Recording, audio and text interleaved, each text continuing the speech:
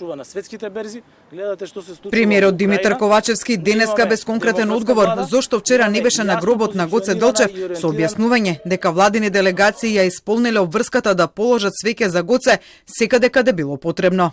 Јас се вратив на трети беше настанот во Александрополи кој што траеше во текот на целиот ден.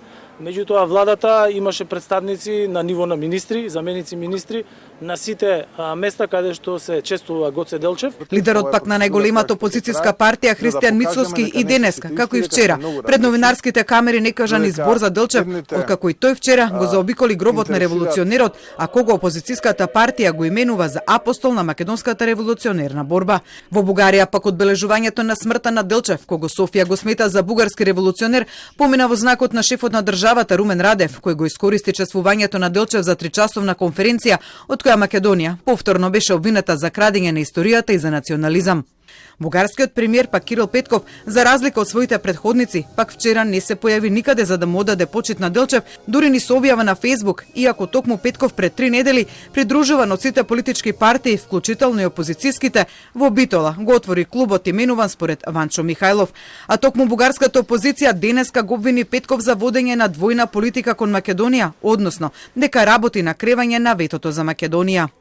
Очевидно е поет някакъв ангажимент от страна на премиера за вдигане на ветото, така наречено, макар че аз не обичам тази дума, на България, без да се изпълнят условията. Ами те са много сигнали. Да, той много пъти го отрича. В същото време външният министър казва, външно министерство, експертите, които са водили тези разговори, последователната българска политика, са изключени от тази тема.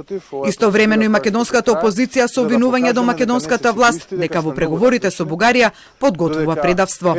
Премиерите пак на двете влади, и Ковачевски и Петков, кои пред 2 дена во Александрополи беа на пуштање на гасниот терминал, не разговарале за спорот, како што информираше денеска Ковачевски, велејќи дека средбата била протоколарна. Но ако Ковачевски и Петков не разговарале за надминување на спорот со секој од нив, разговарале американските представници. Стејт департментот денеска потврди дека сад на билатерална основа водат разговори со двете земји за да го надминат билатералниот спор, бидејќи е време Северна Македонија и Албанија да ги започнат пристапните преговори со Европската унија. За забрзување на процесот, Стејт департментот потврдија дека минатата недела телефонски разговарале американскиот државен секретар Ентони Блинкен и министерот за надворешни работи на Франција Жан Йves Ле, но без изнесување повеќе детали за разговорот.